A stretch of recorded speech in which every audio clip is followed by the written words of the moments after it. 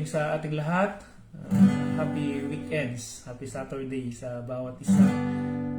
Tayo po ay magpasalamat sa Panginoon sa kanyang kabutihan for the whole week na naman na tayo ay ginabayan ng ating Panginoon. Praise the Lord. Awit muna tayo ng isang awit. Sabi niya ay the power of your love.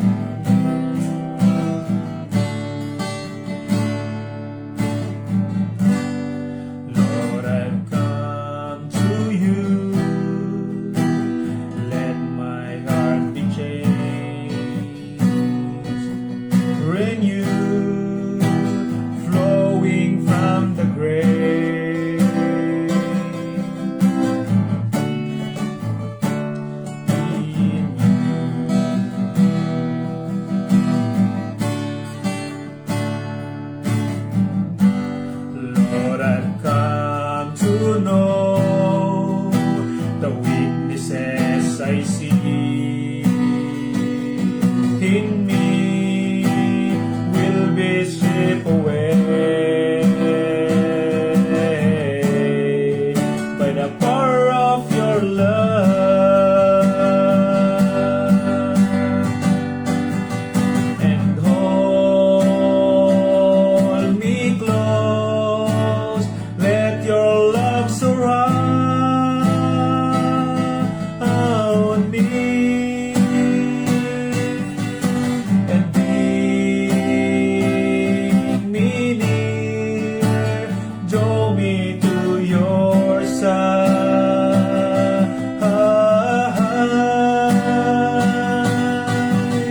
and I wait, I rise up like the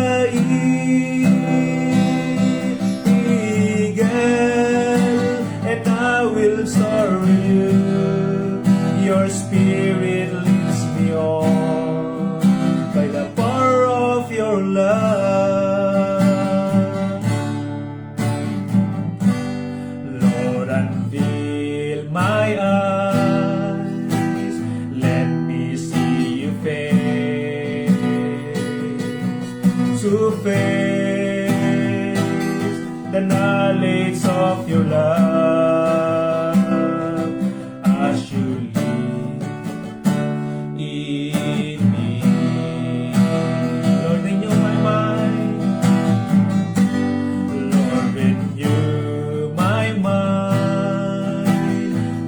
You will unfold in my life, in living every day by the power of your love, and hold me close, let your love surround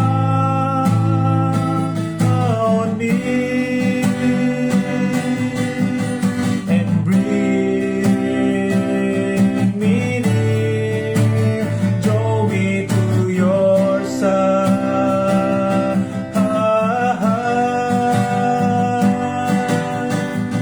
and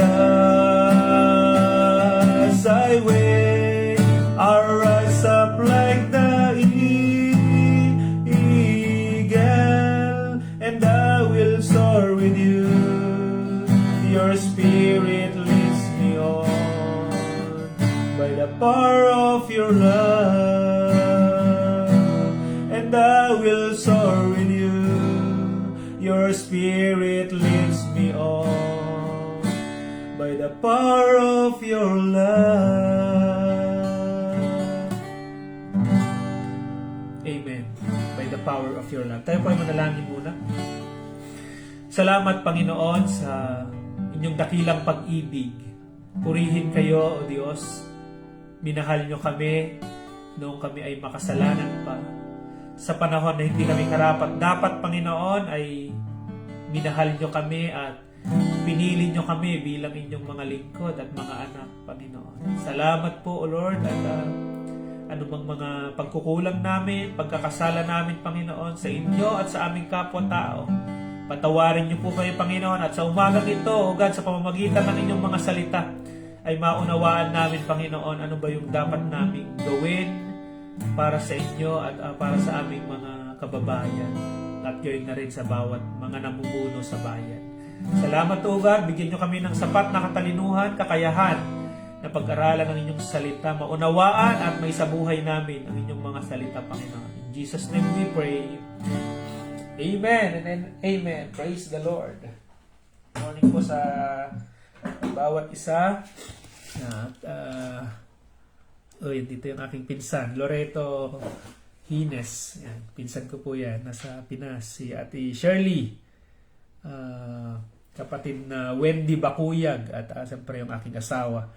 Sister Lovely Tamani. Si Ma'am Lina, andyan na rin. Happy weekends, Ma'am Lina. Ay, ano pala ngayon? Bakasyon pala ng mga teachers daw. Kapatid na Crisel Talwar. At ang aking supportive mother, Mamang Lani Tamani. Yeah. Praise the Lord. Tayo po ay mag-aaral ngayon na ang pag-uusapan natin ay ang pagpili. Ang pagpili ng mga maglilingkod. Kung mapapansin natin ngayon, ay madaming nagsasabi na gustong maglingkod. Lalo na sa Lunes na yung ating election dyan sa Pilipinas.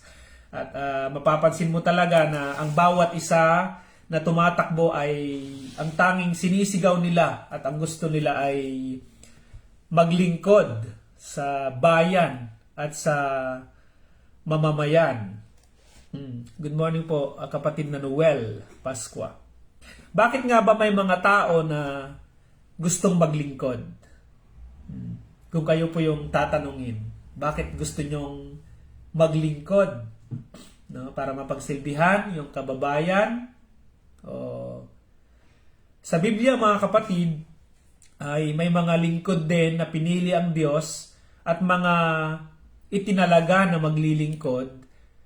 Una sa lahat ay dahil sa merong pangangailangan.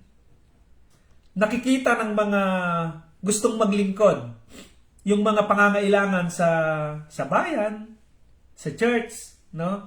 Kaya nga meron silang yung mga politicians ngayon, meron silang mga platform, mga plataforma. Kung ako ay mananalo bilang ganito, no, sa kanilang tinatakbuhang position ay magpapatayo ako ng building para sa mga senior citizen, para sa ganun ay pagka pumupunta sila dito sa bayan o kaya ay kailangan nila ng shelter ay meron silang pupuntahan. Marahil na yung politician na yun, nakikita niya yung need. No? Ano pa yung iba? Mapapansin mo naman kung iba yung yung gustong gawin ng isang tumatakbo na politician. No? Parang yung nun. Kung ako ang mananalo ay ipapasemento ko ang dagat. Matidiscern mo naman na iba yung kanyang yung iniisip niya. Pero karamihan at madalas kung bakit may mga tumatakbo na politician ay dahil sa nakikita nila yung needs doon sa bayan at naisip nila na kapag sila yung nakaupo ay magagampanan nila yung tungkulin na yon na maibigay yung needs. Amen po ba? Sa Bible kasi kung bakit nagkaroon din ng mga maglilingkod ay dahil may pangangailangan dyan.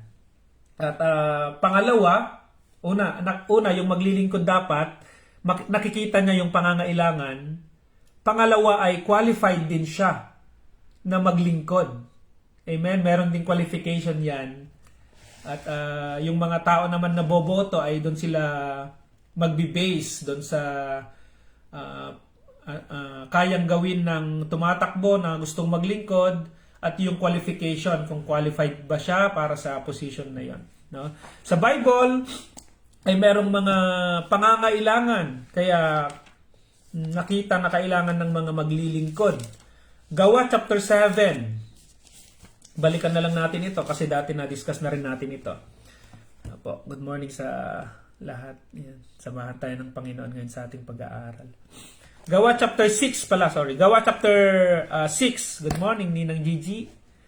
Watching from Philippines. Gawa chapter 6 verse 1 hanggang sa sumusunod. 1 to 6 siguro to. Gawa chapter 6 verse 1 to 6. Nang panahong iyon, dumarami na ang mga sumasampalataya at nagrereklamo ang mga Helenista laban sa mga Hebreo. Sinabi nilang ang mga babaeng balo sa pangkat nila ay napapabayaan sa pang-araw-araw na pamamahagi ng ikabubuhay. Ito yung sinasabi ko kanina na merong pangangailangan. No, nakita na merong pangangailangan at kailangan ng mga maglilingkod.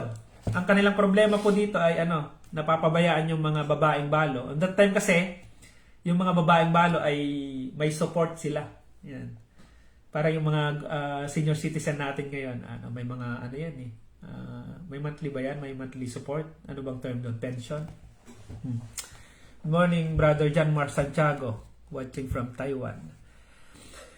Kaya tinipon ng 12 ang buong kapulungan ng mga sumasampalataya at sinabi sa kanila, hindi namin dapat pabayaan ang pangangaral ng salita ng Diyos upang mangasiwa sa pamamahagi ng ikabubuhay. Kaya mga kapatid, ito na yung solution nila. Nakita yung pangangailangan, itong mga alagad ng Panginoon ay nakita na kailangan ng maglilingkod. Kaya ito yung solution.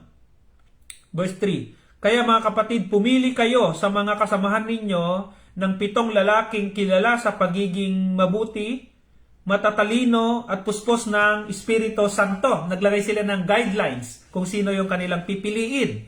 O marahil ay qualification para sa mga maglilingkod. At ilalagay namin sila sa tungkuling ito. At iuukol naman namin ang buong panahon sa pananalangin at pangangaral ng salita.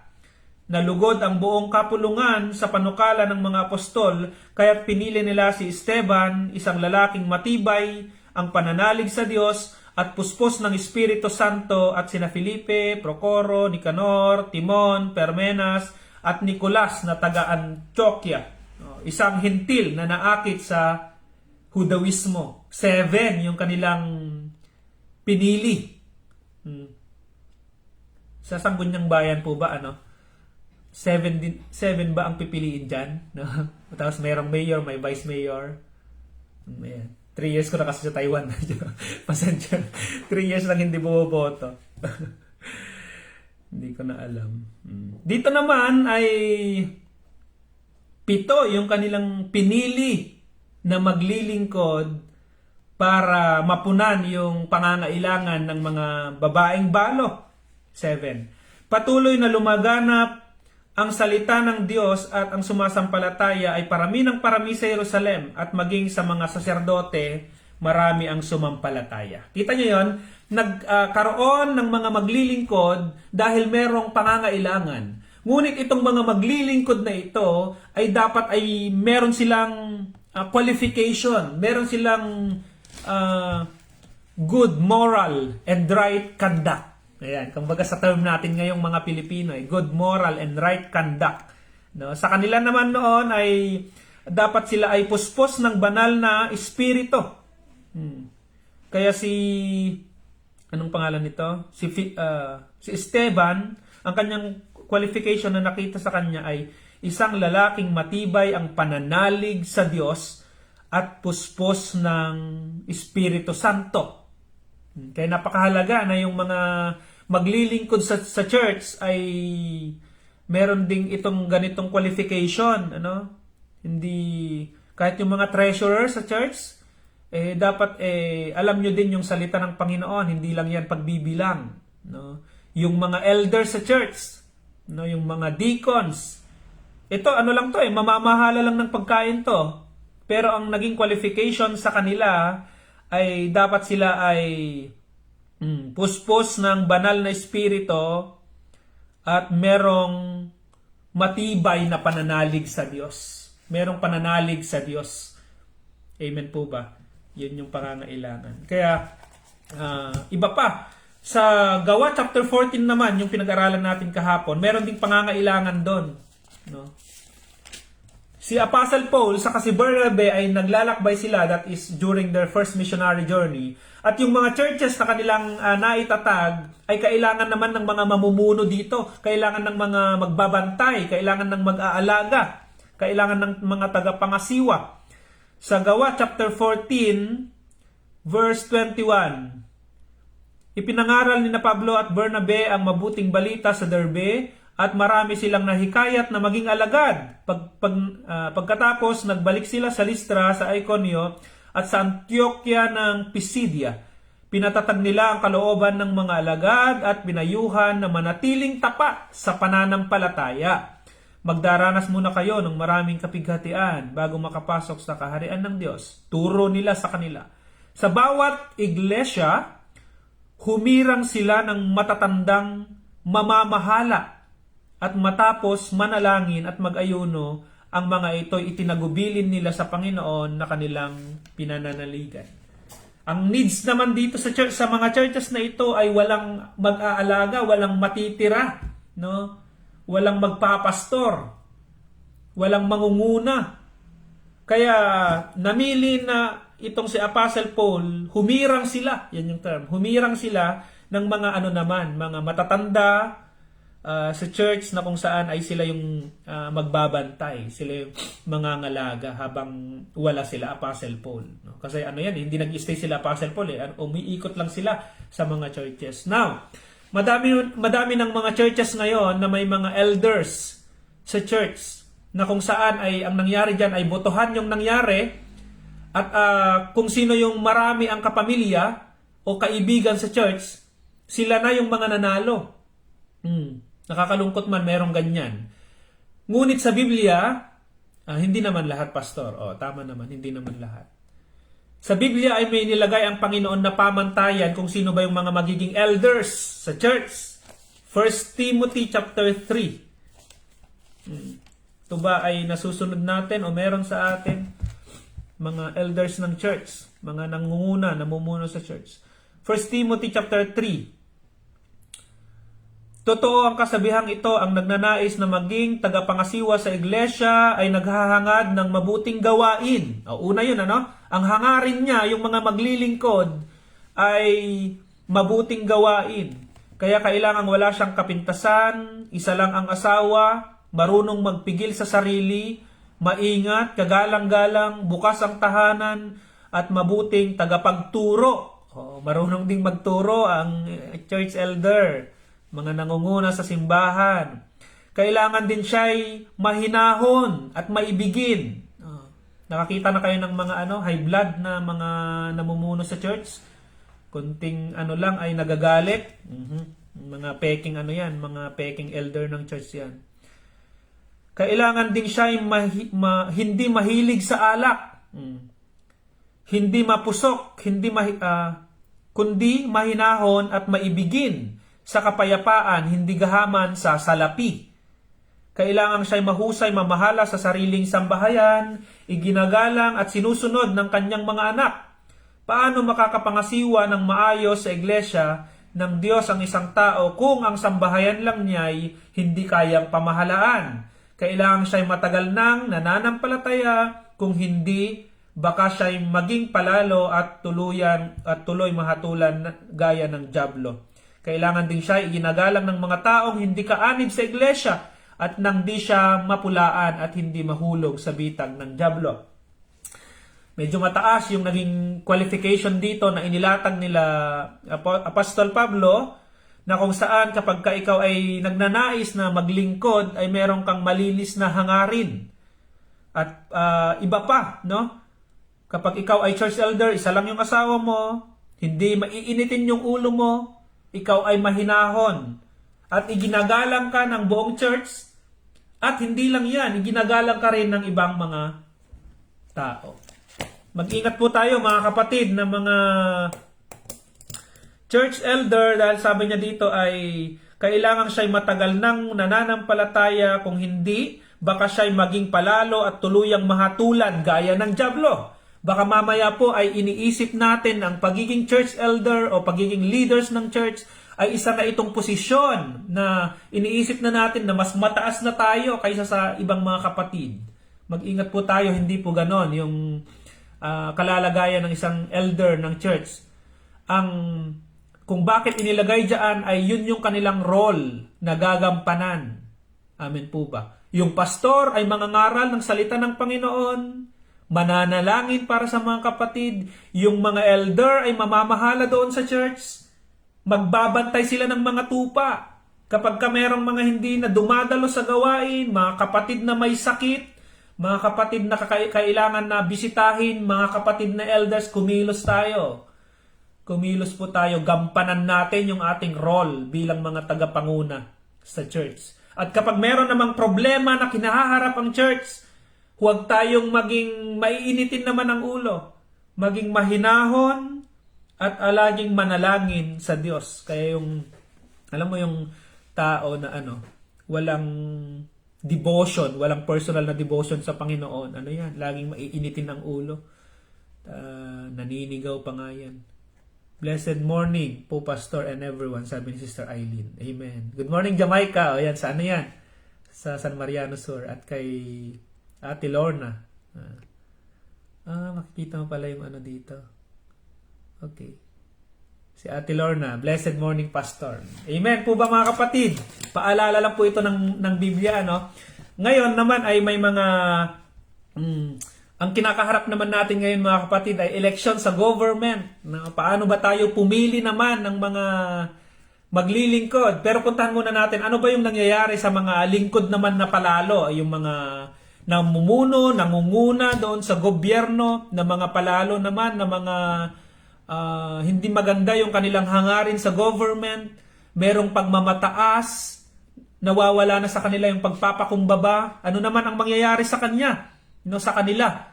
Kaya mag-ingat din po kayo bago kayo, hindi naman ito advice, wala akong karapatang mag-advise. Lang siguro, reminder from the Bible. No? Reminder from the Bible na kung saan may mga namuno noon na pinarusahan ng Diyos sapagkat iba yung kanilang naging hangarin. Nung sila ay nakaupo na sa posisyon, ay naging na sila, mayabang na. At yung parangal ay inaangkin na nila. Anong nangyayari sa kanila? Amen. Blessed morning po, Pastor, and to all brethren. Keep safe always po. From kapatid Fidelina Salvador. At kay Sister Violeta Abogado. Nasa ibang bansa din yata ito, Sister, no? Good morning po, Pastor. Good morning din po. Gawa chapter 12, verse 21. Ito yung nakakalungkot na nangyari sa isang hari. Isang nangunguna sa isang lugar na kung saan ay inangkin niya yung parangal. Gawa chapter 12 verse 21 to 23. Pagsapit ng takdang araw, si Herodes, ito ay isang hari on that time. Pagsapit ng takdang araw, si Herodes ay nagsuot ng damit hari. Yan na. Lumuklok sa kanyang trono at nagtulumpati. Ang galing pa naman magtulumpati noon yung mga yung mga nangunguna. At pati naman ngayon yung mga kaibigan, mga tumatakbo na politician, magaling magtulumpati. At sumigaw ang bayan. Alam niyo yung sigaw nila? Isang Diyos ang nagsasalita, hindi tao.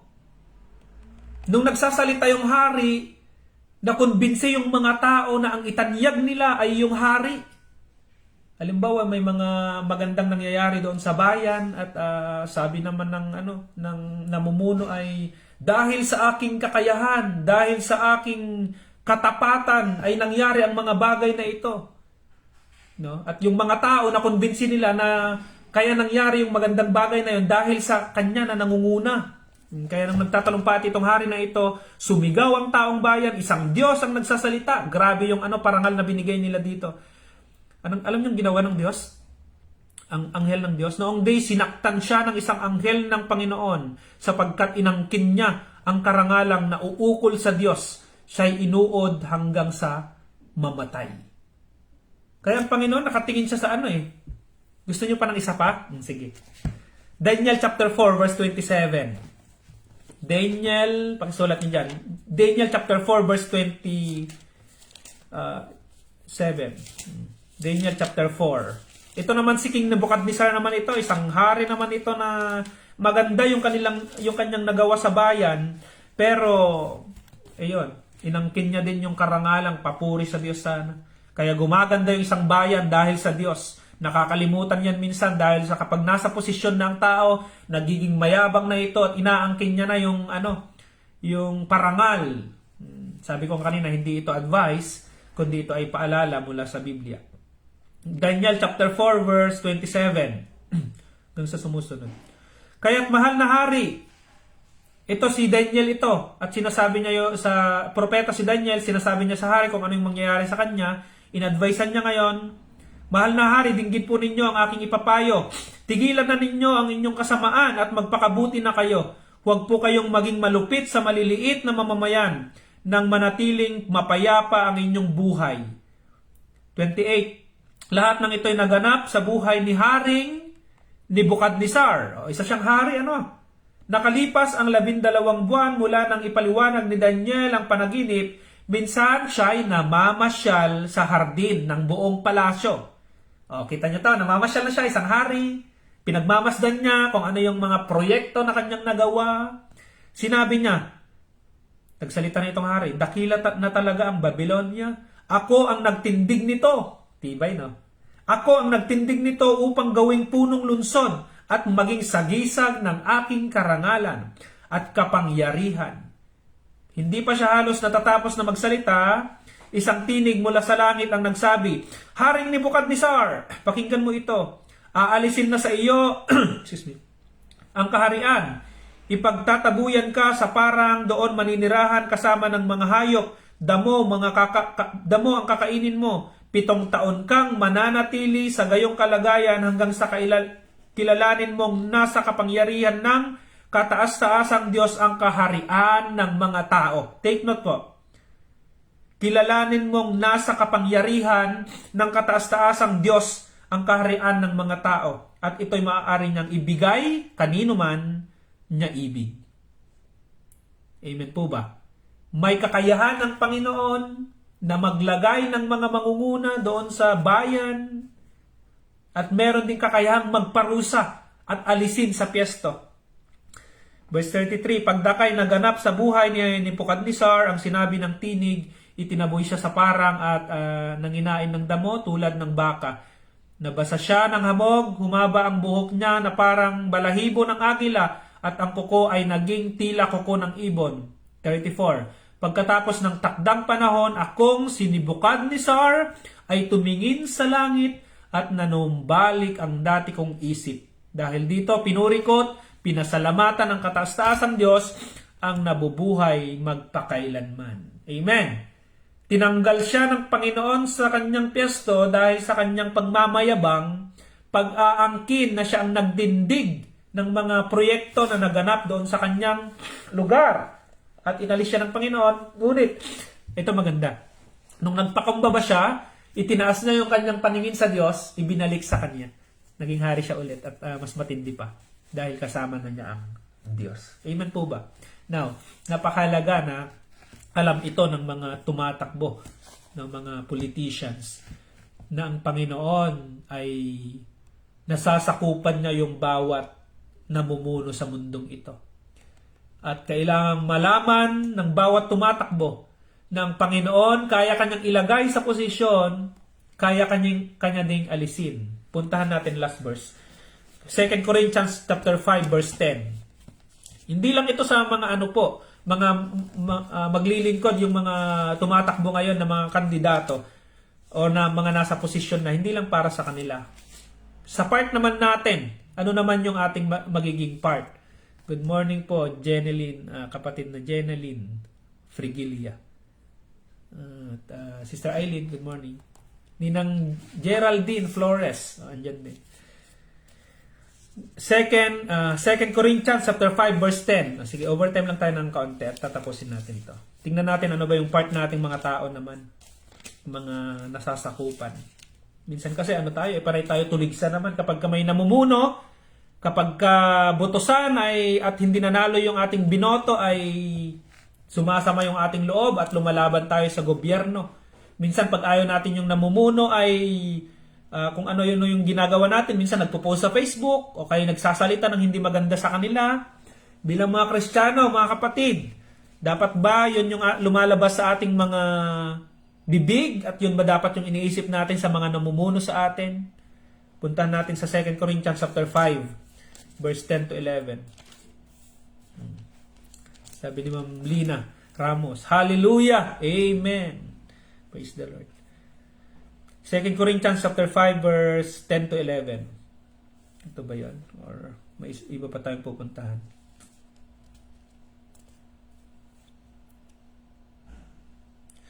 Sapagkat bawat isa ay haharap sa hukuman ni Kristo upang tumanggap ng kaukulang ganti sa kanyang ginawa, mabuti man o masama, nang siya'y nabubuhay pa sa daigdig.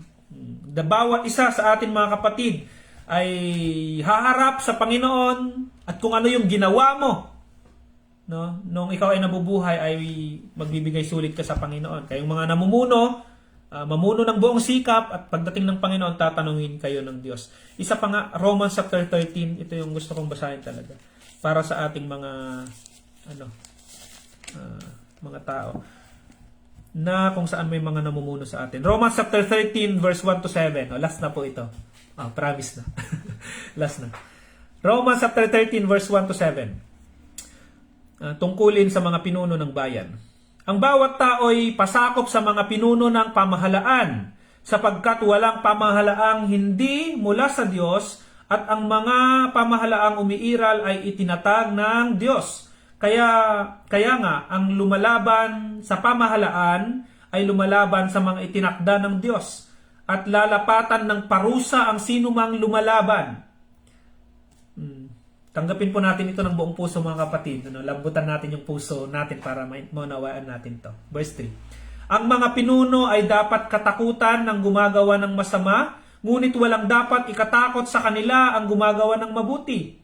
Ibig mo bang huwag matakot sa mga namumuno, gumawa ka ng mabuti, at papupurihan kanila? Sila'y mga lingkod ng Diyos sa ikabubuti mo, ngunit matakot ka kung gumagawa ka ng masama, sapagkat sila'y talagang may kapangyarihang magparusa. Sila'y mga lingkod ng Diyos at magpaparusa sa mga gumagawa ng masama. Kaya nga dapat kayong pasakop, hindi lamang upang maiwasan ang puot ng Diyos, kundi dahil sa iyon ang matuwid. Iyan din ang dahilan kung bakit kayo nagbabayad ng buwis. Ang mga pinuno ng pamahalaan ay mga lingkod ng Diyos at sila ang namamahala sa mga bagay na ito. Ibigay ninyo sa bawat isa ang nararapat sa kanya, magbayad kayo ng buwis sa kinaukulan, gumalang sa nararapat igalang at parangalan ang dapat parangalan. Amen po ba? Kaya napakahalaga na yung boto natin ay ingatan natin, mga kapatid. Madaming nagpo-post ngayon na ang boto ko ay walang halaga. Walang katumbas na pera. Sa ano yan, ang term yata nila dyan ay vote buying. Kaya anuman ang mangyayari mga kapatid ay manindigan tayo na kung saan ay gawin natin yung pinakamabuti. At yun namang mga namumuno ay haharap sila sa Panginoon, ang Panginoon nang bahala sa kanila, anuman ang kanilang mga hangarin, anuman ang kanilang ginagawa habang sila ay nasa posisyon, nakikita yun ng Diyos. At tayo namang mga tao, ang advice sa atin ng Biblia, kapag meron na pong nakaupo na mamumuno, pasakop naman tayo. Pasakop tayo. Huwag tayong lumaban. Huwag natin silang labanan sapagkat sabi niya dyan na lalapatan ng parusa ang sino mang lumalaban. Meron ding parusa dyan. Kaya ang mga pinuno ay dapat katakutan ng gumagawa ng masama. Ibig sabihin nun, yung mga mamumuno naman ay gagawin nila talaga yung kanilang role, yung kanilang gampanin bilang isang mga namumuno. Sa bayan man yan, o sa barangay yan. Purihin ang Diyos, mga kapatid, bilang mga lingkod ng Panginoon ay nararapat lamang na gawin din natin yung ating mga tungkulin. Tingnan natin yung mga karapat-dapat na mamuno at kapag sila ay nakaupo na, binoto man natin sila o hindi, ay ang advice sa atin ng Bible ay igalang natin sila. No? Magbayad ng buwis, igalang ang dapat igalang, at pasakop tayo sa mga namumuno sa atin. No? Purihin ang Diyos. Ang kailangan po natin ngayon, ipanalangin natin ang bawat tumatakbo. No? Kung may naninira sa kanila, huwag na tayong sumali pa na manira din. May post ako kahapon na sabi doon na yung gawin mo sa ibang tao yung gusto nila na gawin sa iyo. Kaya huwag kang manira para hindi ka rin nila siraan. Pinakamahalaga na ginagawa ngayon dapat ng isang Kristiyano, ipanalangin ang sino mang tumatakbo na gustong maglingkod sa bayan. Anuman ang kanilang hangarin ay alam yun ng Diyos. No, minsan sa galing nila sa pagtatulumpati ay hindi natin makita yon. Ang mga tao minsan ay nalilin lang dahil sa kanilang kagalingan sa pagtatulumpati o anuman yung kanilang mga ginagawa o ibinibigay. No? Ngunit ang Diyos ay hindi maluloko ng sino mang politiko. Ang Diyos ay nakikita niya yung hangarin nila, ano yung laman ng kanilang puso, kung maglingkod pa talaga sa bayan o meron bang ibang motibo. Ang Diyos ang nakakakita, ang Diyos ang magpaparusa. Amen? Tayo naman, mga kapatid, na mga simpleng mamamayan, ang advice ng Bible sa atin ay kung may namumuno na, pasakop naman tayo sa namumuno. At piliin natin kung sino yung karapat-dapat, yung mga qualified, yung mga merong paninindigan, at merong mga mabubuting layunin kung bakit sila gusto nilang maglingkod sa bayan. Mga kapatid, at sila itatanyag din ng Panginoon, whoever wants to be great must become a servant. For our Lord Jesus Christ come to seek and save what was lost, no? Come to serve, not to be served.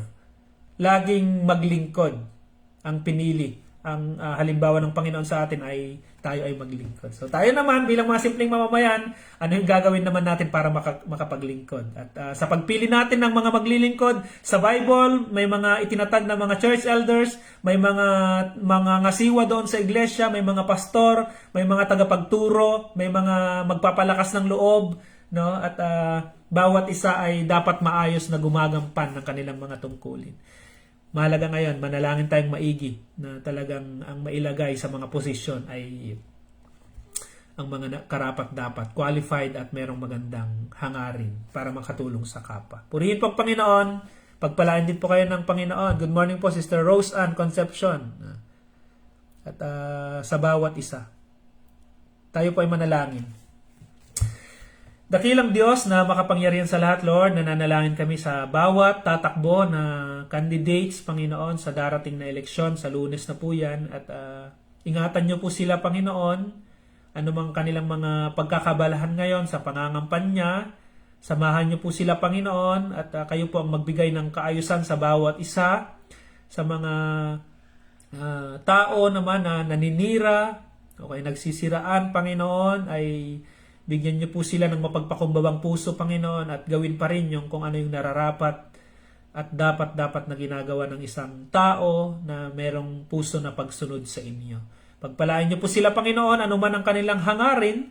Hindi namin ito nakikita, Panginoon, kundi kayo po ang nakakakita. At ang bawat isa naman, Panginoon, darating yung panahon, haharap kami sa inyong harapan at magbibigay kami ng sulit sa inyo. At kung ano yung pinaggagawa namin sa mundong ito, ay kitang-kita nyo yun. Walang lingid sa inyo, Panginoon. Lahat ay lantad. Lahat ay nakikita ninyo, Panginoon. Purihin ka at ang mga kapatid ko na may mga karamdaman sa oras na ito, pagalingin nyo po sila, Panginoon. Mga pangangailangan, O God, mga financial needs man yan, emotional needs, Panginoon, anumang pangangailangan, Lord, alam ko na kayo ang nagbibigay at nagpapala sa bawat isa na nagtitiwala sa inyo. Purihin ka, Panginoon, ngayon at magpakailanman, sa inyo ang lahat ng papuri. Gabayan niyo po kami sa lahat ng mga boboto rin, Panginoon. Ang mga voters, Panginoon, pagpalain niyo rin ang bawat isa, bigyan niyo ng sapat na kakayahan para pumili talaga ng mga karapat-dapat. At gayon na rin, Panginoon, na tulungan niyo na maging maayos, Panginoon, ang election, Panginoon, sa bansang Pilipinas. Purihin ka, O Diyos. Pagpalain niyo rin po ang mga COMELEC at mga teachers, mga tao, Panginoon, na magagamit sa eleksyon na ito. Kayo po ang madakila at maparangalan. In Jesus' name we pray. Amen and amen. Praise the Lord, mga kapatid. Blessed weekend sa bawat isa. Yay! Mga magbabakasyon dyan. Pahinga din minsan. Mga teacher ngayon pa lang, mga nakabakasyon yung mga yan. Rest din pag may time. Pasyal kayo sa Magdagat naman kayo paminsan-minsan. Mga nasa Pilipinas dyan, pasyalan nyo naman kami dito sa Taiwan. Mura lang ang pamasahe dito. Watching me, anak ko, Pastor. Good morning, sabi ng aking mama. Lani. Loreto, aking pinsan. Praise the Lord. Sabi ni Ninang Gigi, Kaliping. Amen, Pas. Please pray for us also, police officers, sa magbabantay sa election. Ay, oo nga pala, ipag-pray nga natin yan. Pag-pray natin, mga kapatid. Muli po, Panginoon, ay pinagpipray din po namin, Panginoon, ang mga kapulisan na magbabantay sa election, Panginoon. Lord, we pray na kayo po ang mag-ingat sa kanila at gabayan nyo sila, Panginoon. Samahan ninyo sila, Panginoon, sapagkat meron din silang mga pamilya na nagmamahal sa kanila. At lagi nyo silang ingatan, tulungan, Panginoon, bigyan ng kalakasan, Panginoon. Hindi rin madali ang trabaho ng pulis, Panginoon. Kaya idinadalangin namin na bigyan nyo sila ng magandang kalusugan, ipagkaloob nyo rin ang kanilang pangangailangan, Panginoon, at kalakasan na nagmumula sa inyo upang magampanan din nila ang kanilang mga tungkulin, Panginoon. Maging ang mga iba pang men in uniform na mga magagamit, Panginoon, mga nasa RHU din, mga nasa BFP, Panginoon, mga iba pa, Panginoon, na magagamit, Lord God, ay kayo po ang magpala din sa kanila. Salamat sa kanilang buhay, sa kasipagan nila, Panginoon, sa paglilingkod sa bayan, Lord. Alam ko nakikita nyo rin yung kanilang pagpapagal. Pagpalain nyo rin po sila, Lord. In Jesus' name we pray. Amen and amen. God bless po, mga kapatid na kapulisan at mga men in uniform. Ayan.